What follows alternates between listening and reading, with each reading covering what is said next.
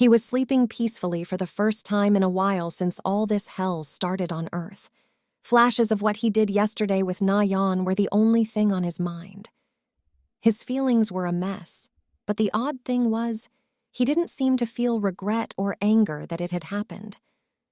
Cheong-san was more surprised than anything by that response as he opened his eyes to the blinding rays of the sun coming through the window.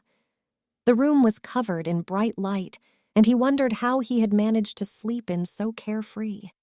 He could feel Na-Yeon's small breaths on his neck and turned to look at her sleeping blissfully in his grasp. She was buried in the crook of his neck, most of her form draped over him as her arm wrapped around him, and his arm did the same. They were still naked under the blanket they had covered themselves with. He felt so calm, and he wanted nothing more than to find peace in this storage room.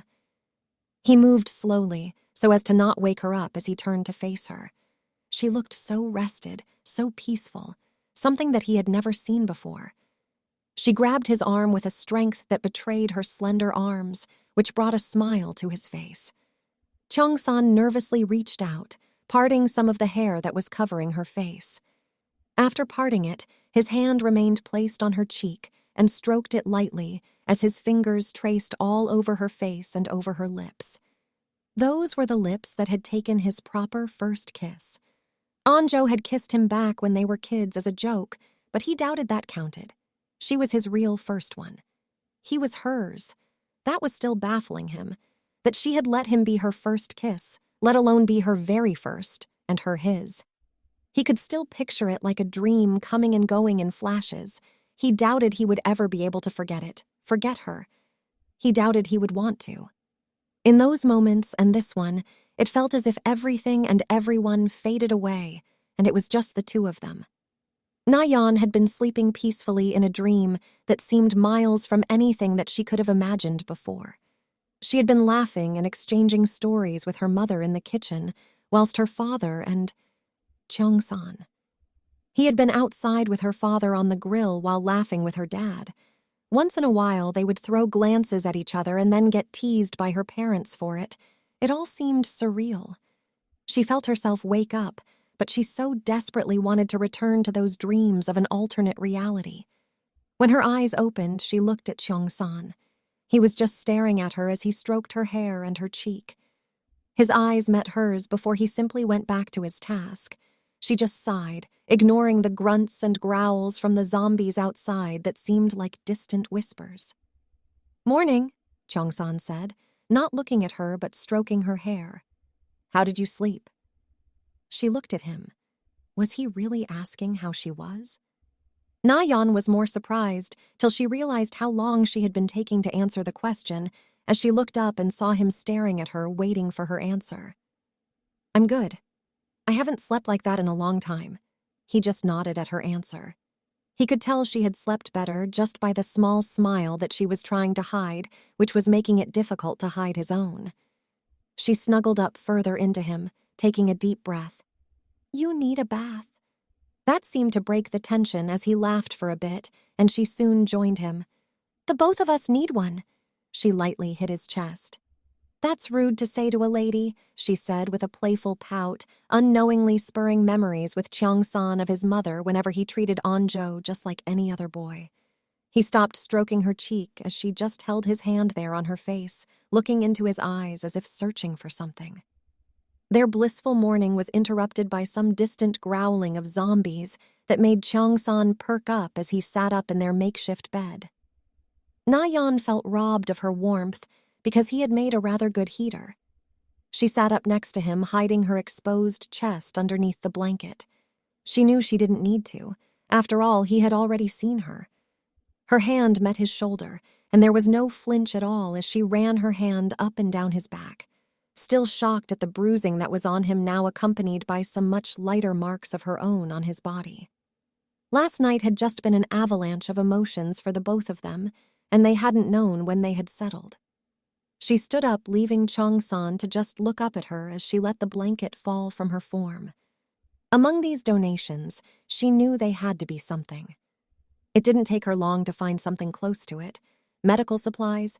She sat herself back down on the blanket, crawling back in it next to Cheong-san. She opened the packets and found some ice pads. The pictures on the box of athletes running and using this for pain were enough instruction. She took out the first recovery ice pad and pastured it on Cheong-san's back as he let out an uncomfortable grunt but didn't make a move to stop her. They were a bunch of them, and she proceeded to place them all over his back. As she moved to the front, their eyes met each other, and they continued to just stare at each other as she worked on him. But it wasn't long before she was done applying all of the recovery pads and ointment and could already see some form of relief on Cheong-san's face. At least she had been useful, even if she knew he could have done it easily himself. He had let her do it. There was no malice in those eyes, no anger or disgust. Maybe confusion, but that wasn't that bad, as she felt the same. Listen, as much as I would like to stay in here all day, we have to go. The others need us. She knew that this was true. She had escaped to her own personal heaven for a while, but she needed to remind herself that she was currently walking in hell and others needed their salvation, but mostly his. She wondered how Cheong-san would act once they were all back together. Would he simply get some distance between the two of them and pretend as if this never happened? She didn't like that idea. That much she could tell by how it made her stomach drop.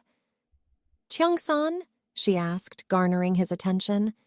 "What happens now?" she asked, and he looked away for a moment, and she felt her heart drop.